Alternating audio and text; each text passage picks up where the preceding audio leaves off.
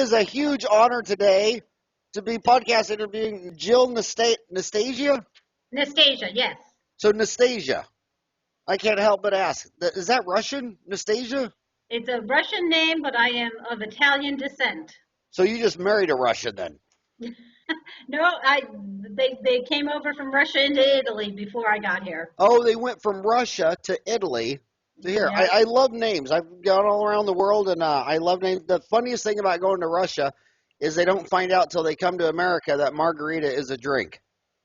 Oh, yeah. It's a very common name in Russia. So is Nastasia. So let me read your bio. You're originally from Connecticut. Jill spent a number of years in the Midwest in the mortgage industry before becoming a Texan in 2002.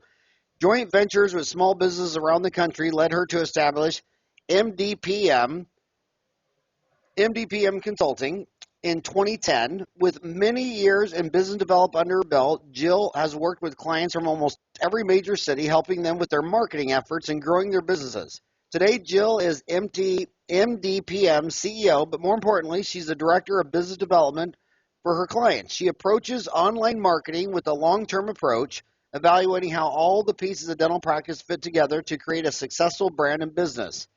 And outside of the office, Jill is a busy mom to her 2 teenage boys, so you can share some sympathy with me since I have 4 boys.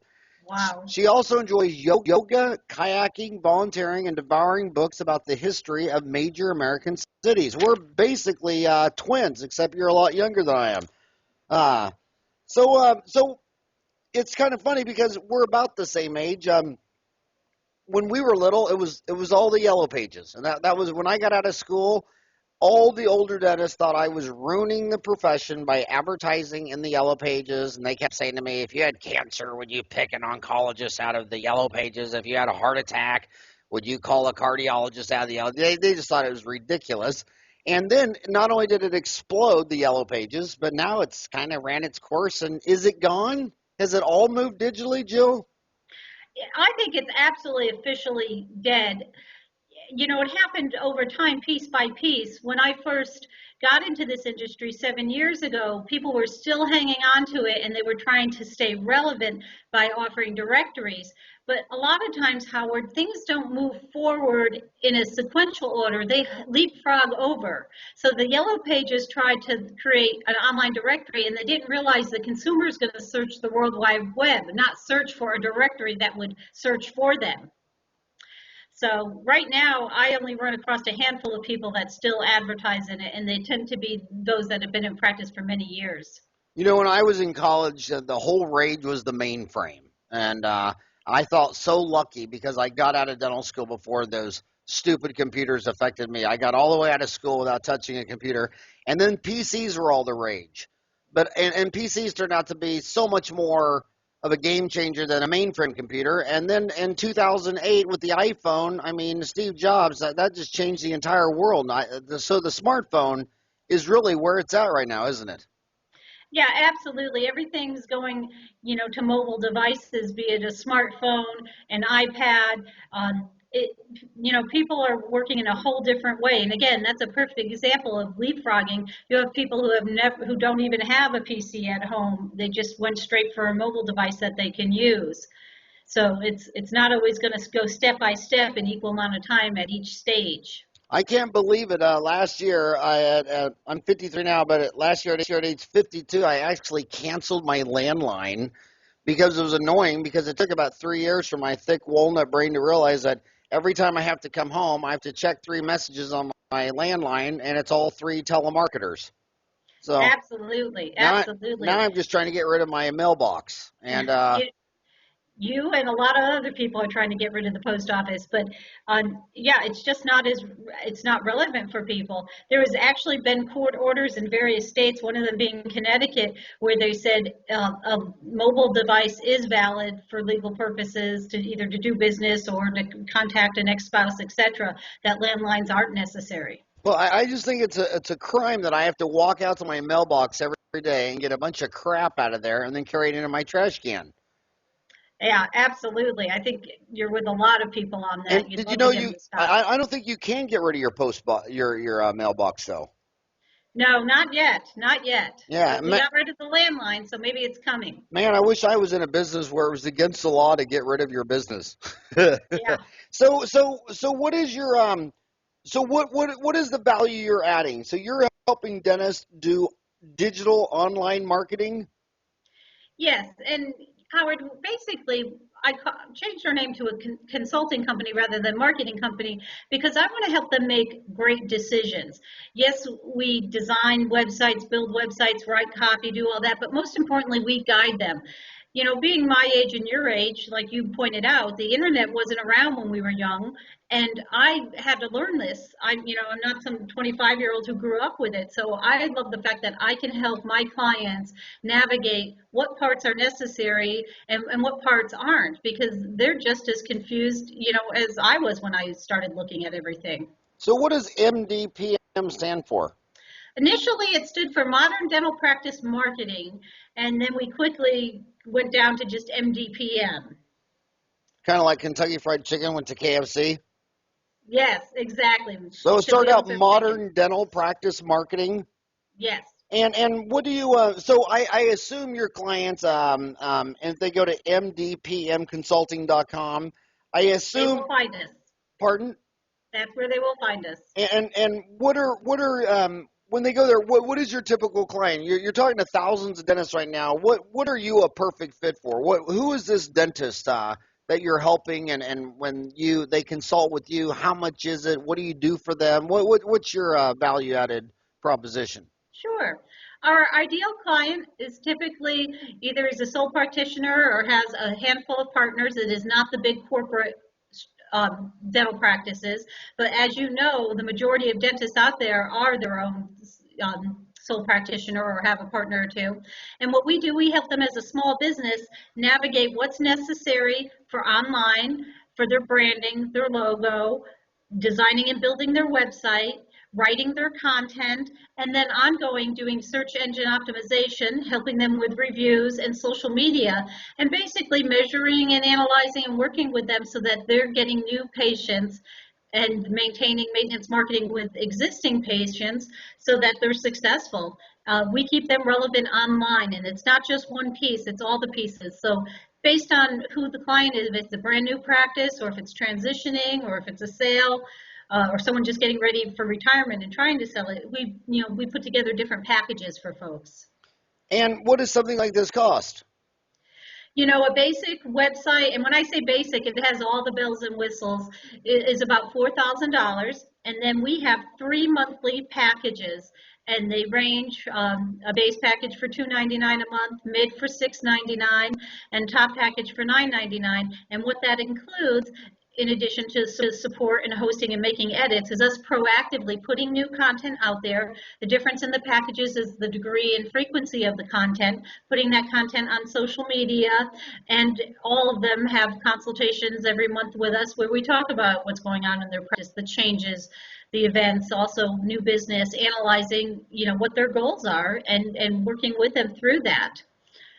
We also just rolled out something value added to all those practices where we're sending them out a social media package every month at no additional cost to go ahead and put that on their on their social media in addition to our blogs that get put on there. There's a lot of products at the conventions and various things that I think are not necessary to pay extra money. So because economies of scale and we have so many clients, we are able to put together this package for them to use in the office. So we're looking for solutions so that they don't have to buy from several different vendors to meet their needs. So do you have a lot of clients now? We do. We are in 37 states and Canada right now. Oh, Canada's just a state. They don't want to admit it. If you look at Canada and California, they're identical. They have the same number of people and the same number of dentists. So Canada is just the 51st state. It's just California version 2. Well, it's funny because they say 90% of the business is done within 99 miles of the U.S. border. That's true. That's absolutely true. So, so basically, I want to on you have clients in 37 states. Are you more needed and more successful in the big city areas, or what if you're in a rural town of 5,000? I mean, do you really need all this stuff if you're in Clay Center, Kansas, Clay Center, Kansas, population 5,000, or is this something you really need if you're in Phoenix or Boston or Vegas? There's different levels of what you need, and each situation is different. But I can honestly say, if you plan on staying in practice for more than the next 3 years, regardless of what you have for business, you need a good, solid website with all the necessary elements. Not a templated website, not something that's just thrown up, but a really good, solid website. Now, what you add on after that varies.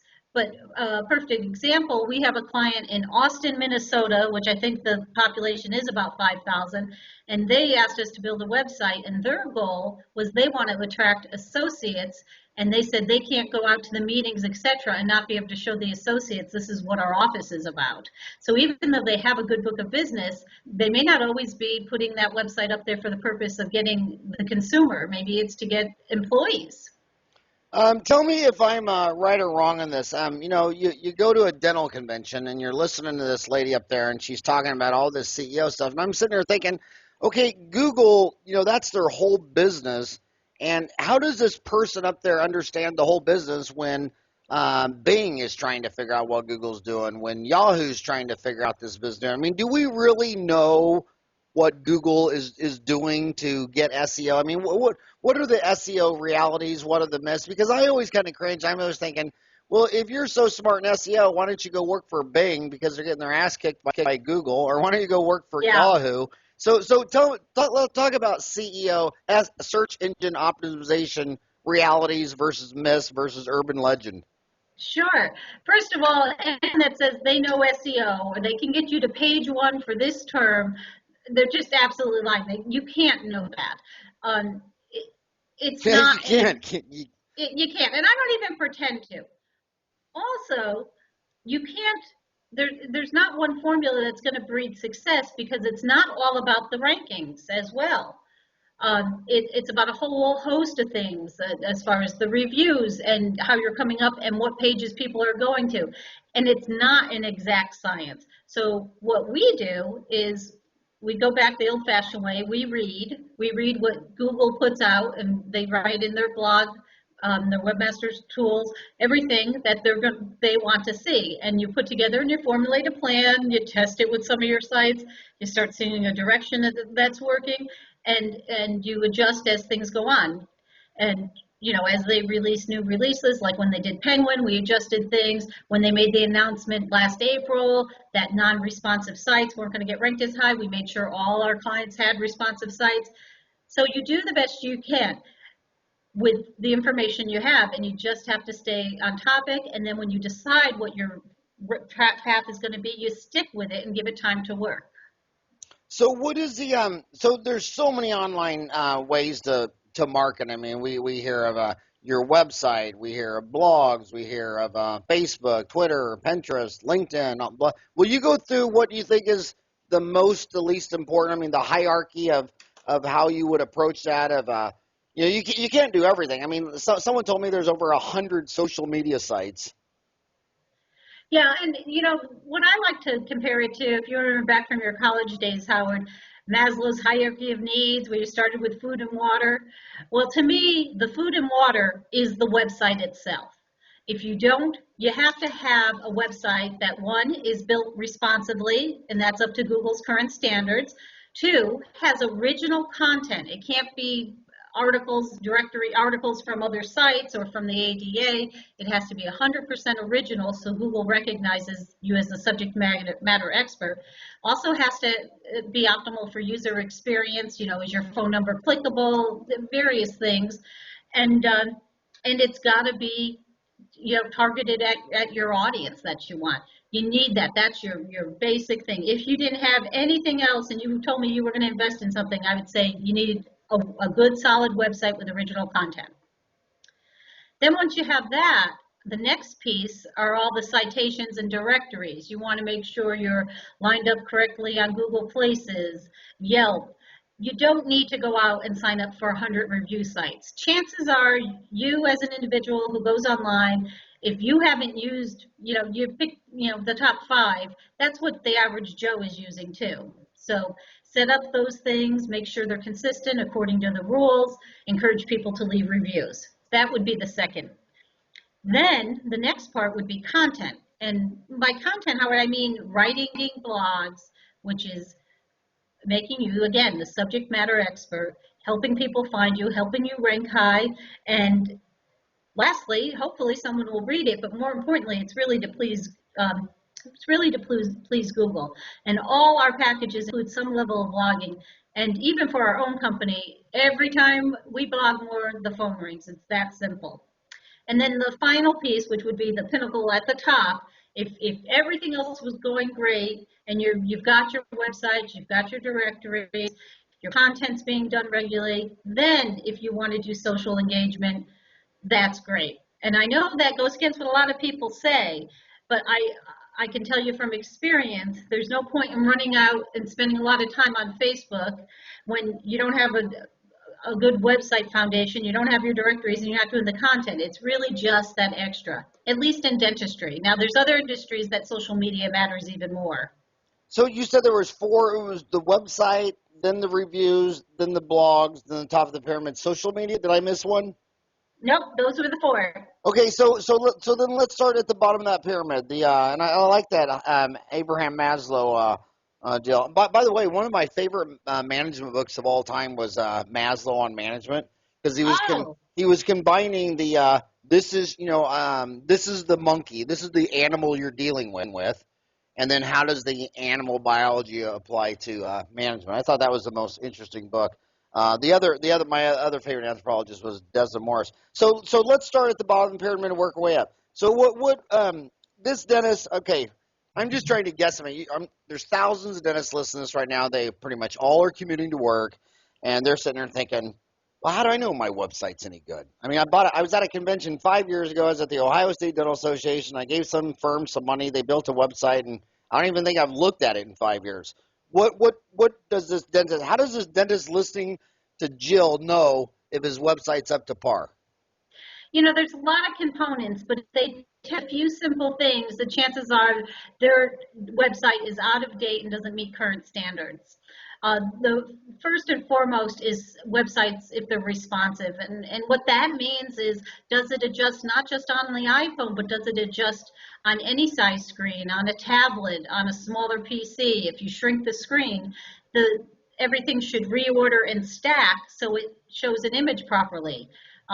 You still see the entire image. And that's important for two reasons. The first is, yourself when you go to a website, if it doesn't stack order properly, if it's just a miniature of the website and you can't see anything and you can't click, you're not going to want to use it. But the second thing is, Google knows if it's coded to be responsive, and they're not ranking them as high, especially if people are searching on a mobile device, which they say is going to be about 85% this year will be searching on mobile devices. So anybody can test that themselves just by looking at their own site on a mobile device or shrinking the screen on their desktop. When I am calling back a dentist or emailing back or anything, and their emails, Howard at today'sdental.com, I go look at their website, and half of them look like they're 10, 15 years old. And I just saw one today, and it said for its curriculum vitae, I clicked it, it said 401k error, link doesn't work or something like that. I mean, yes. It's crazy. And then when I'm talking to a dentist, like say you'll be at a restaurant, you're talking to a dentist, and he gives you his business card and talking to him, and you go to Google and you pull up his reviews and you say, hey, have you ever read your reviews on Google's? 99% of the time, this is what you hear. What? Exactly. They never, ever, ever, ever, ever know about their own reviews. So that's I guess that's a walk into the next. What do we need to know about reviews? And furthermore, you said there were top 5 review sites. Could you name them? I mean, I only really hear Google and Yelp. Google, Yelp, and now Facebook. Although Facebook likes aren't necessarily as important, Facebook does have reviews that the consumers are going to see. And then based on the region, there's usually a couple more that seem prominent in that region. Some areas of the country, City Search and Angie's List is popular. Then there might be others that Kazoo is popular. So we know those top 3 are the ones we're going to worry about, and then we do a little search and say, okay, do you have anything regionally going on in this area that your competitors are also placing value on?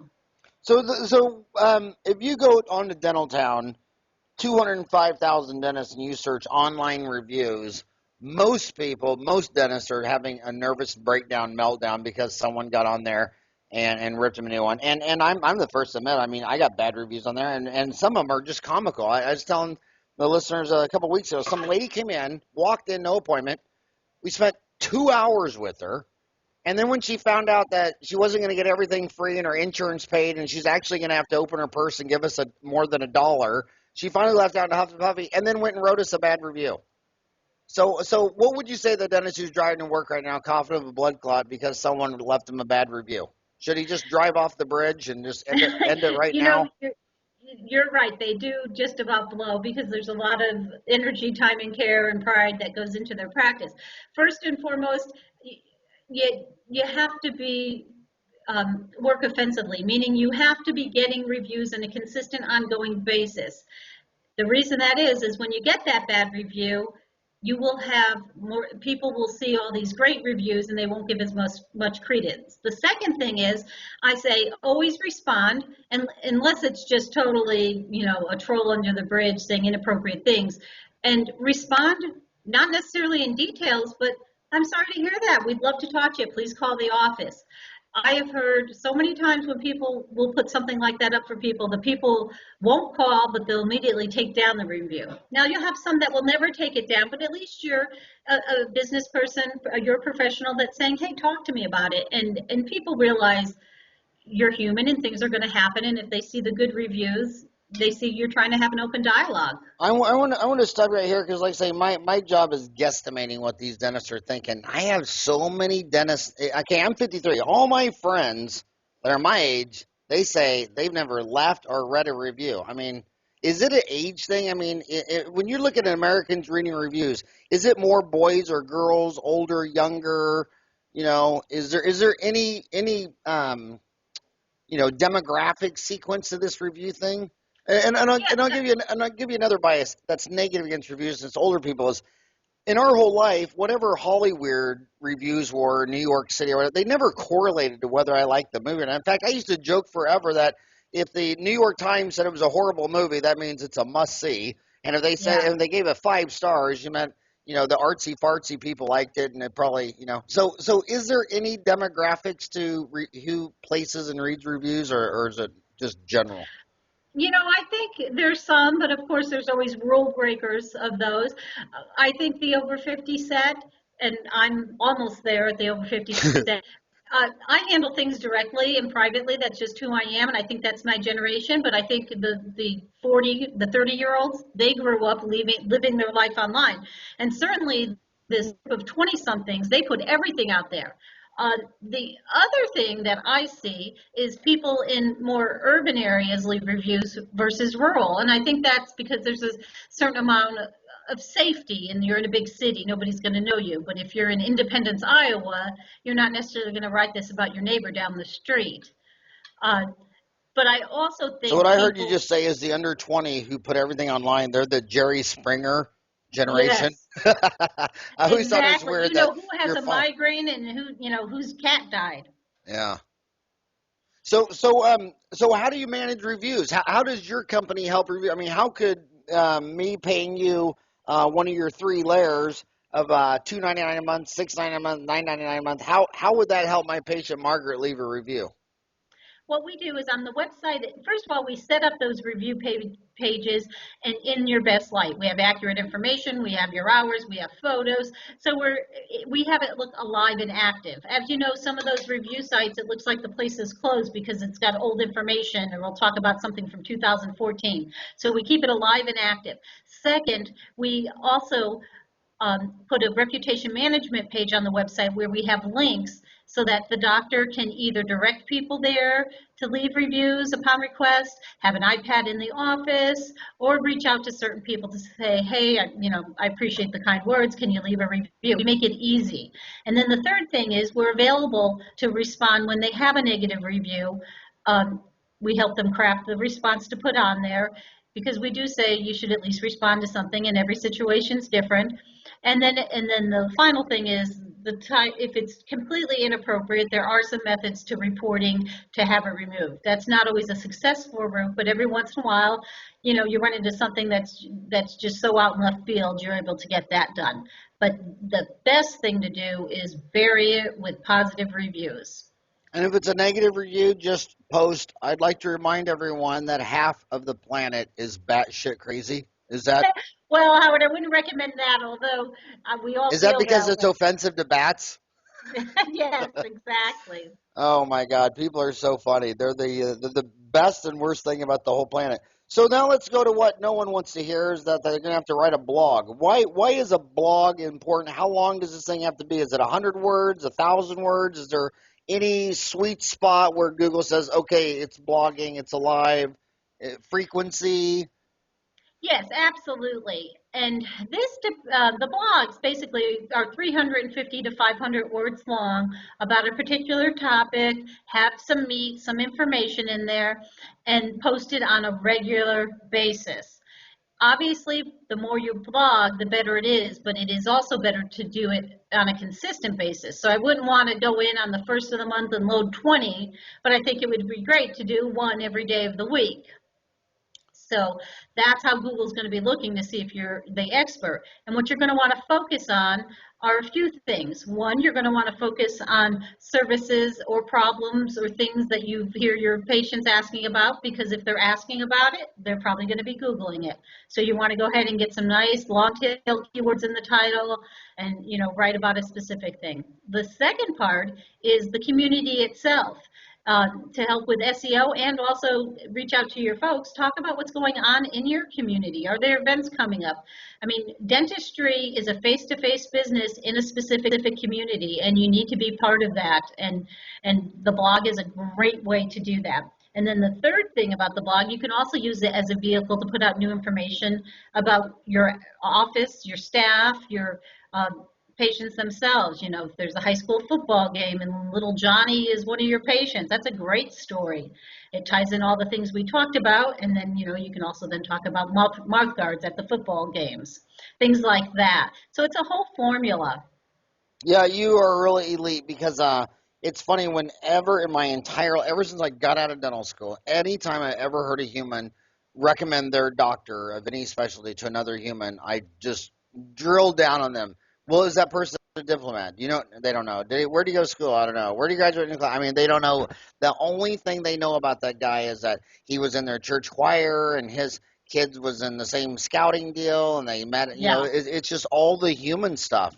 Marketing is about human stuff, and dental technicians want to talk about bone grafting and sinus lifts and nerve repositioning, and you're saying, kind of make it more human stuff. Talk about your community, your events, all that stuff. Yeah, absolutely, absolutely. And along those lines, testimonials from your patients are helpful, not the specifics of this was the technical issue and we overcame it by doing X, Y, and Z, but more, this woman was getting ready for her daughter's wedding and she was uncomfortable with her smile, and now look at all the work and she's, feeling, beautiful that day. They want to know the human story, the success stories, and how it made people feel. Yeah, and weddings are so special. I mean, it's the day you legally meet your future ex-wife, and Yes. yeah, that is amazing. And also, I think a good one is when what you just said. I hope it didn't fly over their head. Is that when a patient asks you a question, that should be a good blog. And then when you get asked 3 times in a month, like coconut pulling, I just keep Yes. having people come in, and you're like, okay, I'm an old guy, so I talk about all the fads I've lived through and all that stuff, and now coconuts are the miracle stuff, and like a coconut has something a grapefruit doesn't, or and all this stuff. So yeah, so if a patient asks you a question, that'd be a good time to answer it to him chairside, and then go in your back room and open up a Word document and answer the question again, and there's your blog, right? Yes, and now we write our blogs for our clients, and we come up with the editorial calendar, but we tell them at any time they're hearing that question, pull out their phone, shoot us a text. That's what you want for your next blog. That's what you want to see on your schedule. So they don't even have to go through the trouble of writing the blog, but they certainly can help with the content if they're hearing it. And if we don't hear from our clients, we do reach out and we ask, what are you hearing? And we also ask the hygienist, because a lot of times the dentist doesn't hear nearly as much as the rest of the staff. Okay, so then you're saying that, this pyramid, Maslow's hierarchy, so the bottom of the pyramid is the website. And then next massive would be reviews, then blogs. And you're talking about blogs, which no one ever talks about, and you're saying social media is even less important. It's the tip of the pyramid. Yet, my God, all you hear about is these dentists building their practice on Facebook and Twitter and Pinterest and all that, and it's really not that true. It's really not true, is it? No, it's not. And Howard, there's something missing from this pyramid. I don't know if you've noticed. It's not even on the pyramid. Is pay-per-click. Google AdWords? Google AdWords, pay-per-click. And I know there's people that disagree with me out there, so I'm ready for all the naysayers. But when you're investing money, if you've done all these, pay-per-click really can't add a whole lot more to it.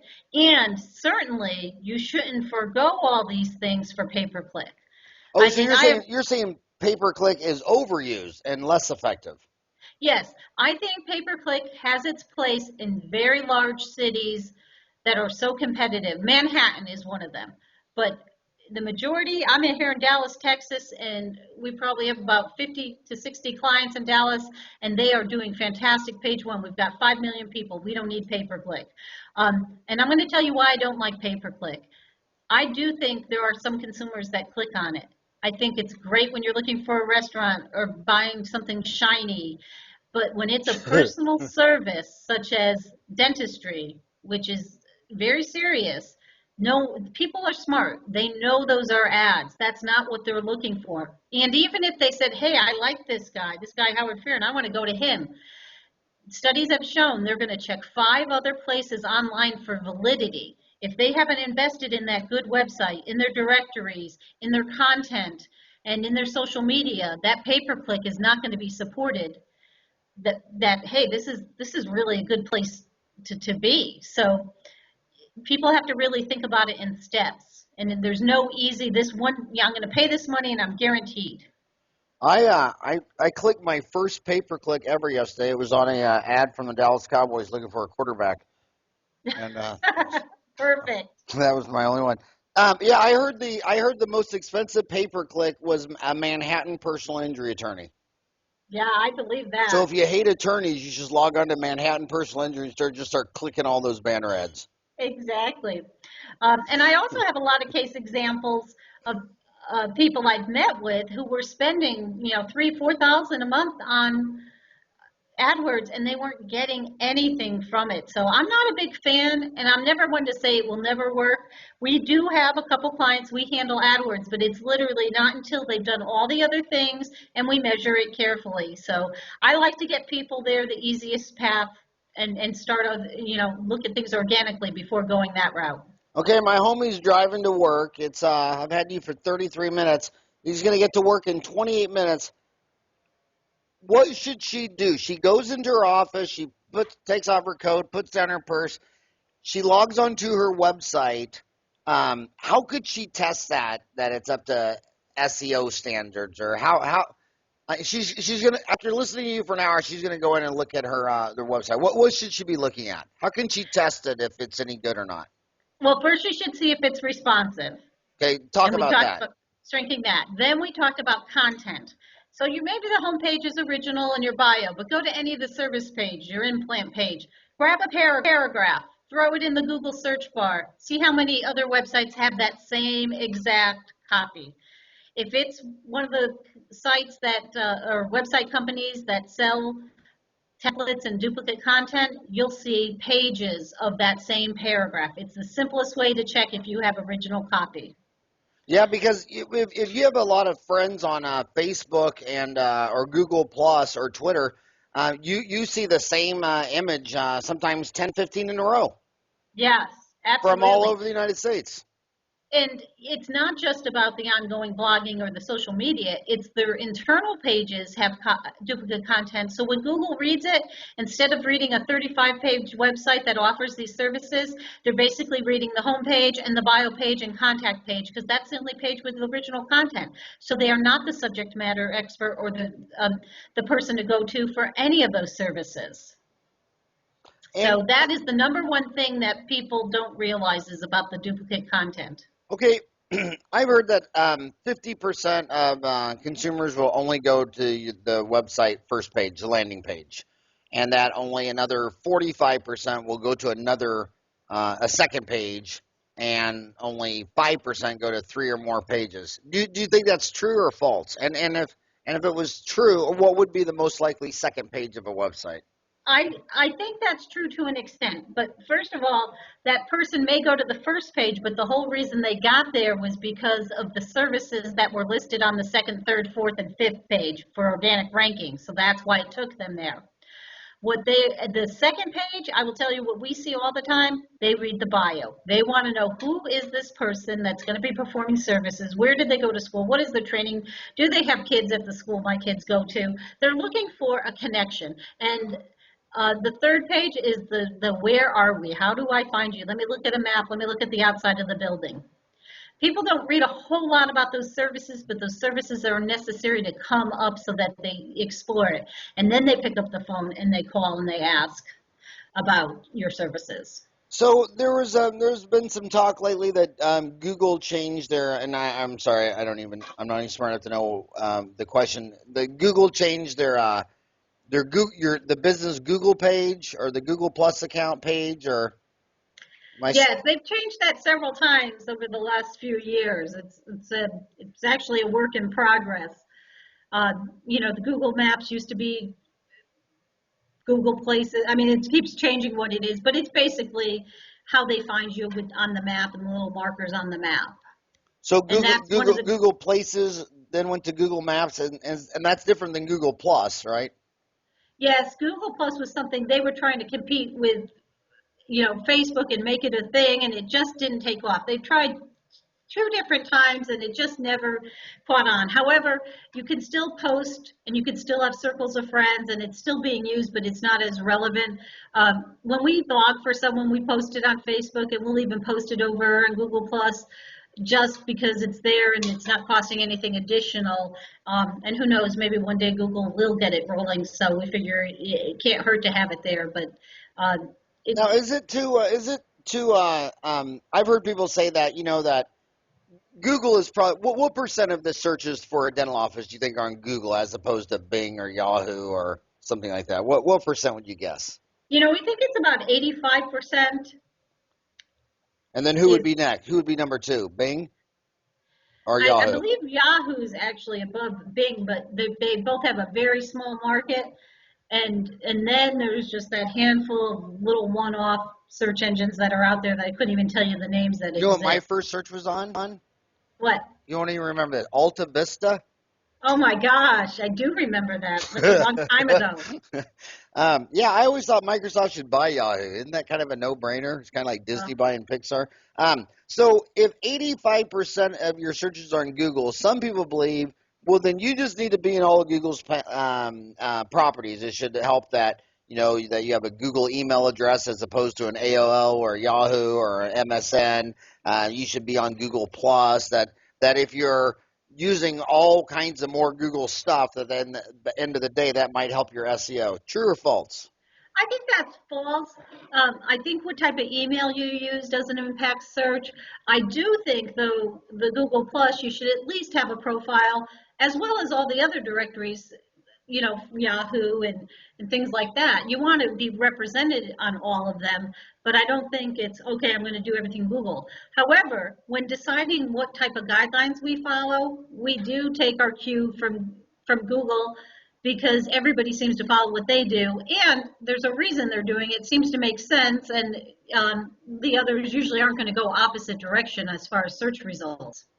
So what do you think of, like I say, I don't use this, so I don't know enough to ask the question, but some people use what they call Hootsuite, and when they make a post somewhere, it kicks it out on Twitter, and other places. Have you heard of that? Do you? Yes, and there's actually 4 or 5 different companies that do that, and different industries have um, different companies that do that. I haven't seen a whole lot of value. People get sold on the automatic nature of it, but I really believe, you know, writing it, having it on your own site versus putting it on somebody else's property and then manually posting it is really your best way. People love to think technology is going to replace the human aspect of things, and it doesn't. I mean, every time they try to come up with an automatic way for things to happen to cut corners, people get smart and they change the rules again. And another thing is you see all these people spending all this time posting on Facebook, and they don't even have a blog on their deal. They should. I mean, my favorite joke is that if you want to make money with Facebook, delete your account. I agree with you. You notice I have that on the top. And I think for dentistry, at least, it doesn't work. And I think Facebook ads don't work for dentists. I think it works great for other industries, but it's not going to help you. But having that website and the blog, that's the core. That's the key right there. But so that we don't ever exclude one thing, we say we don't charge extra for this, but we're like, we already wrote your blog. We're going to put it on Facebook so you have something, so you don't seem outdated. But I don't place a whole lot of weight. And I know there's guys out there that write entire books that if you do all this with social media, this is what will happen. I just don't believe it's true. I think sometimes it can help with maintenance marketing if you're part of your community online, but I wouldn't spend a whole lot of time on it. Yeah, but I almost think it's the human condition, because it seems like the noisiest parts of society almost don't even matter. I'll give you an example of the last election 4 years ago. I mean, they spent $1 billion. The whole United States was just obsessed with it for a year, and then at the end of the election, it was same president, same majority in the House, same majority. The whole thing was just noise. And same thing in clinical dentistry. All the millionaires I know, all they have is hygienists and do fillings and crowns. And that's everyone doing $1 million, taking home $350. But all the noise is that you got to do same day crowns, and you got to learn how to place implants, and you got to all this weird extracurricular stuff. But the bread and butter is the website. And if you want to spend any more time, manage your reviews. And then if you got any time left over, every time a patient asks a unique question, write a damn blog.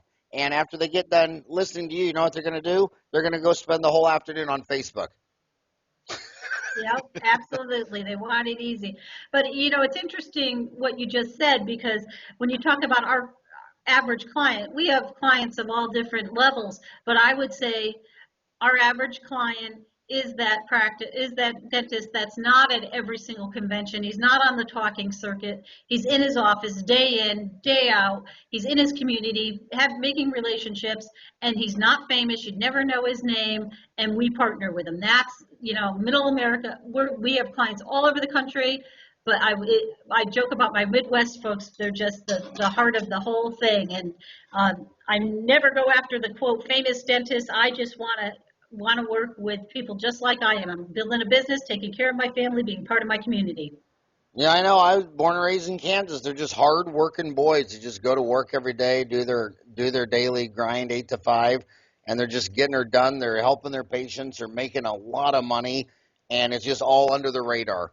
And that's the majority of people. I think that's what they're really doing. It's the extremes you hear about, but that's your average. I mean, that's, I think, what the industry's made of. And I just flew up to Detroit to go speak to a dental clinic club, only about 50 people, but it was amazing. This club is one of the oldest in the country, Detroit Dental Clinic Club, and they had several dentists there who had served in World War II, and then they had some newbies just out of school that were 25 and 26, and it was so great to see them all working together, and it was such a privilege and honor to go up and talk to them.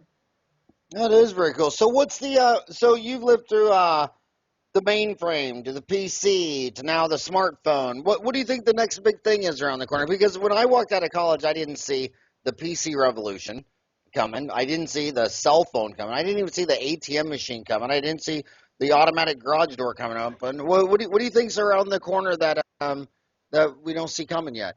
No, it's funny you say that because I have a son that just went off to college and he's agonizing his major, and I keep telling him, learn what you love and learn how to learn because your job doesn't exist. And that, like, this didn't exist when you and I were in college, Howard, but the one thing that does exist is relationships and listening and being strategic.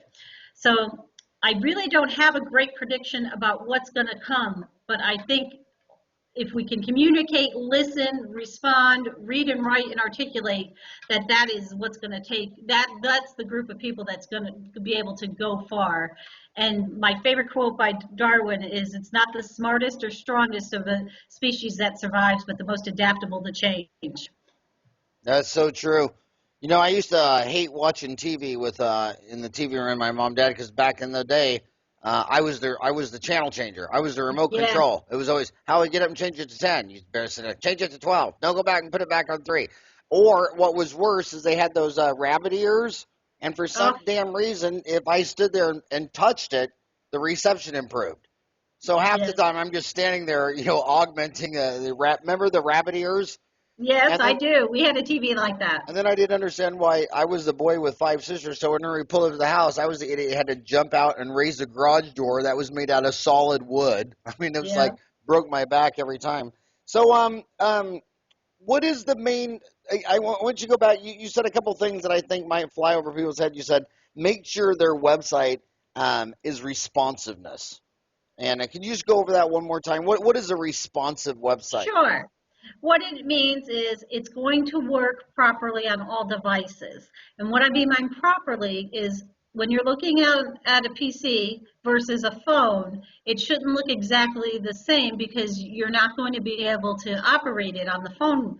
It's going to shrink and restack with buttons so that the consumer can use it.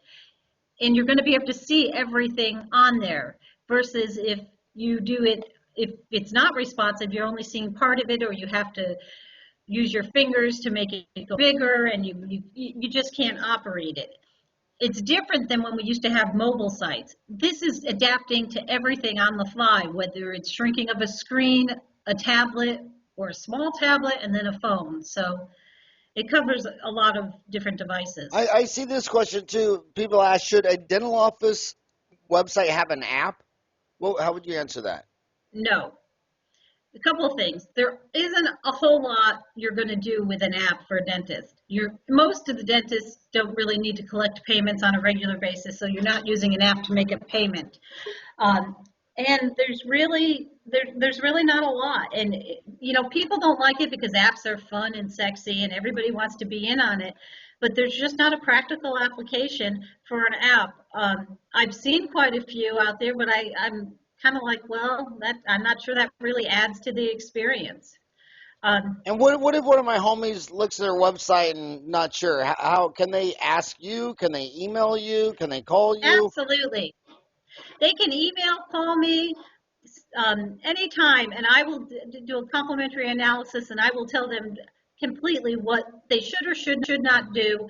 And I don't believe everybody needs a new website just because I didn't build it. There are a lot of great websites. Or sometimes they just need a different maintenance package. But I'm brutally honest. I can't help it. I come from the Northeast. It's the way we talk. So I'm happy to take anybody's questions and tell them what my opinions are on it. So go through your contact. What's your email? What's your cell phone? Give them all that. Sure. It's Jill at MDPMconsulting.com. And our number is 972-781-8861. So it's Jill at MDPMconsulting.com. Yes. And the cell's 972-781-8861? Yes. And I want you to do me a favor. Yes. Could you do me a favor? If you download my app on your smartphone or go on the website, it's got that Google the magnifying glass little search thing, and you search Howard website. There's a thread there. What do you think of Howard Farran's mobile site? Would you go on there and tell me what you think on that too? Because one day I just wondered, you know, I used Dentaltown for myself. I just said, hell, I wonder what everybody, you know, to see what free feedback I could get. But a lot of people there are arguing about this and that on a website. So I'd love to see you weigh in on that thread. Yeah, I would absolutely love to do that. And also, what's cool is whenever you answer a question, you have your signature area. So if you said, I think Howard's website would be a lot better if you took down Howard's picture and put up a picture of Brad Pitt, in your signature area, it'd say your name, your logo, all your contact information, all that stuff. There's a lot of companies that say their best marketing is just posting on Dentaltown because people see their signature, and if they like the way they're talking or answering or whatever, they think they're an authority. It gets a lot of business, especially in Crown and Bridge Labs.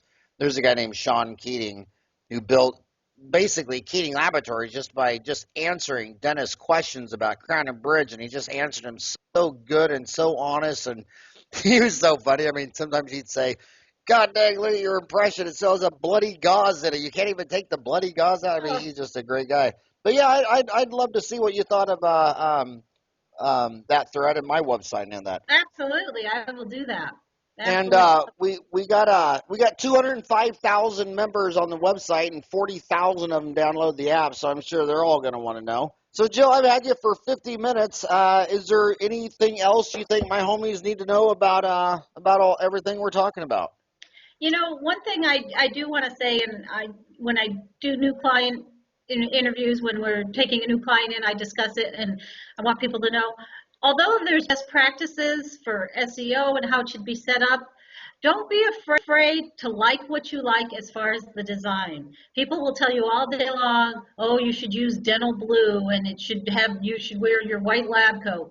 The bottom line is you should be you, and your practice, the website should be an extension of your office, so the right people are attracted who will feel comfortable there, and you're matching up. So I really want to encourage all the dentists to be themselves and be comfortable with who they are.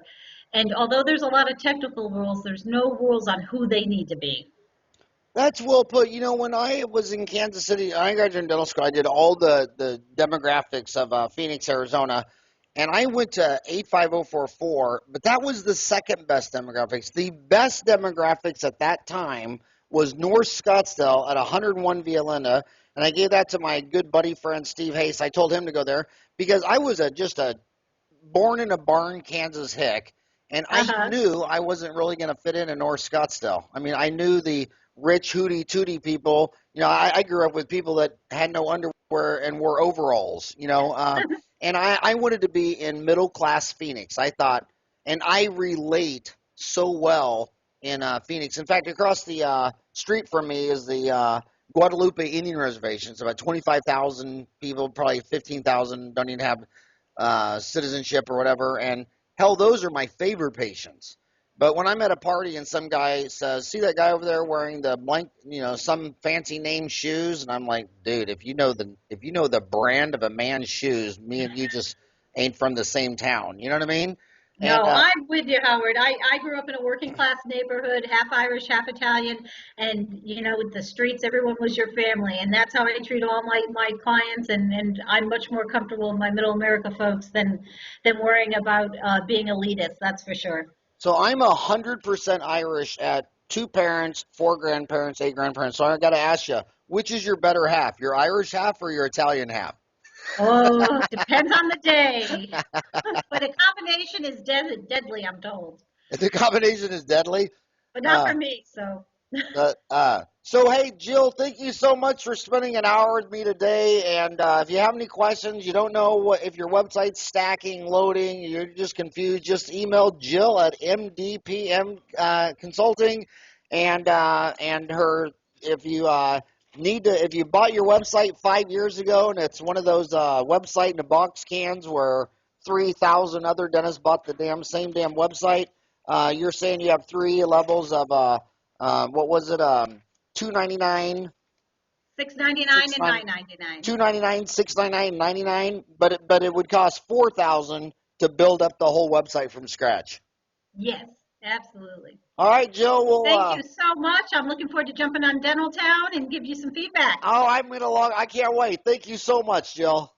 Wonderful. Thank you, Howard. Okay, bye-bye.